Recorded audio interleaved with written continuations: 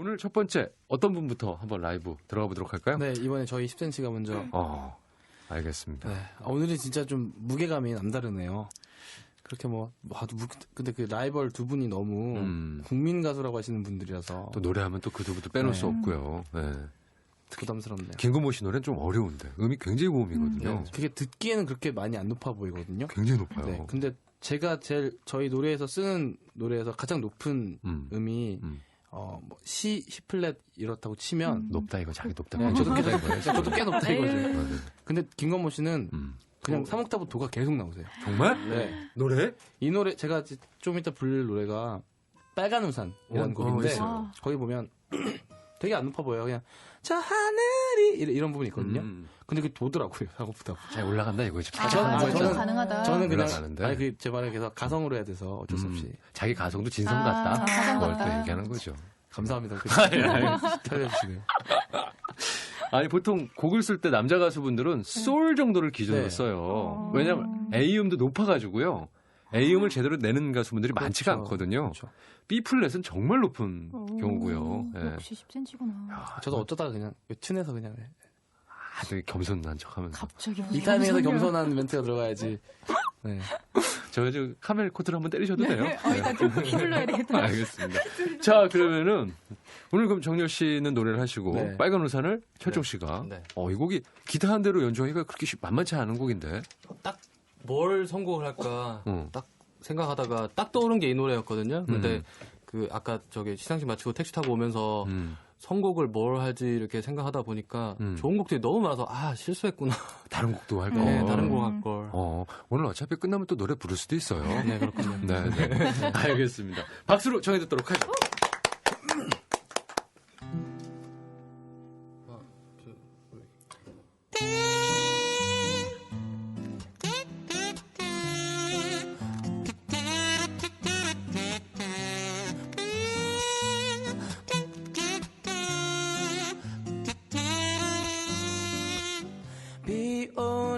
아침은 언제나 내 맘을 설레게 해. 우연히 내 우산과 똑같은 빨간 우산을 쓴 소녀를 봤어. 한참을 망설이다가 건네말 저 어디까지 가세요. 때마침 저와 같은 쪽이네요. 우산 하나로 걸어갈까요?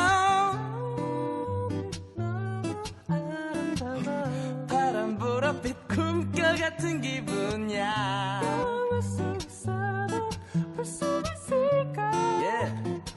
아름다운 잠깐만. 왜요? 너무 좋아가지고 여기만 듣기 정말 아쉽잖아요. 제가 얼굴이 너무 좋으면 얼굴이 빨개지거든요. 철종 씨, 좀 튜닝 좀 잠깐 다시 한 번만. 좀 잡고 가시죠.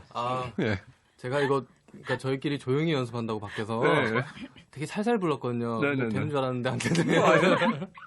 자, 다시 한번 박수를 좀 들어가죠. 네, 그러면 저도 이게 웃길지 몰랐어요. 지금 이게 노래를 더 할 수 없는 상황이었거든요. 자, 그래서 후렴구부터 할까요? 아니 처음부터 다시. 자, 좀 목을 가성으로 한번 풀어주세요.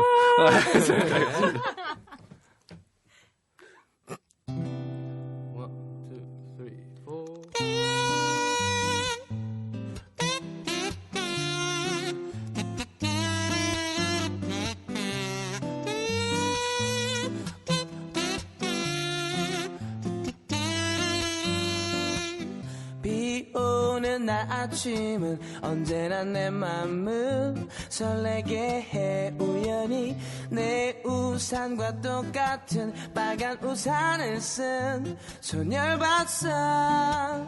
한참을 망설이다가 건네말 저 어디까지 가세요. 때마침 저와 같은 쪽이네요.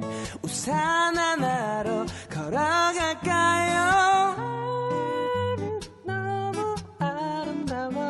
파란 보랏빛 꿈결 같은 기분이야. 영화 속에서도 볼 수 있을까? 아름다운 그녀의 너무 아름다워. 그래서 다들 살아가나 봐. 저 하늘이 날 도운 거야. 바래.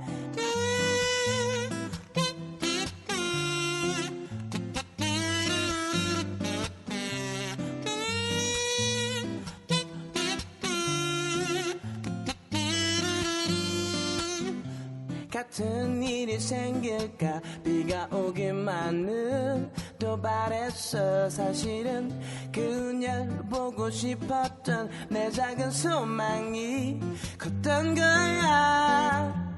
우연히 비가 내려와 나 다시 우산을 들고 나왔어. 하지만 그녀 볼 수는 없었어. 많은 우산 속 그 빨간 우산 너무 슬퍼 보여. 파란 보랏빛 꿈결 같은 기분이야. 꿈속에서라도 웃음을 떼면 얼마나 좋을까. 세상이 너무 힘이 들어. 그래 그렇게 다들 살아가나 봐. 저 하늘이 날 도운 거야. 그 꿈이길 바래. 허탈한 내 마음 달래며 집에 돌아오는 길에 멀리서 날 부르는 목소리 들려. 어디까지 가세요. 너무 아름다워. 파란 보랏빛 꿈결 같은 기분이야. 영화 속에서 볼 수 있을까. 아름다운 그녀. 세상이 너무 아름다워. 그래 그래서 다들 살아가나 봐. 저 하늘이 날 도운 거야. 꿈이 아니길 바래.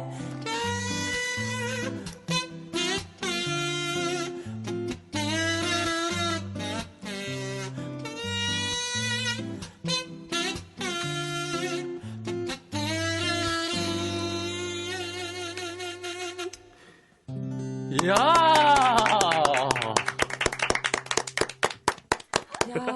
정말 대단한데요. 어떻게 그 부분 아주 균일하게 일정하게 하늘이나 무 자리가 나무. 이 코러스 신공은 정말 슬프죠, 그죠?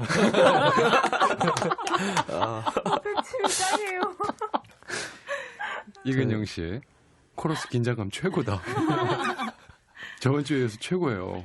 4009님 돌고래 능가하는데요. 그럼요. 초음파 돋아요. 그리고 최신 씨, 조기찬 씨의 뒤를 이을 구프구 코러스 탄생했습니다.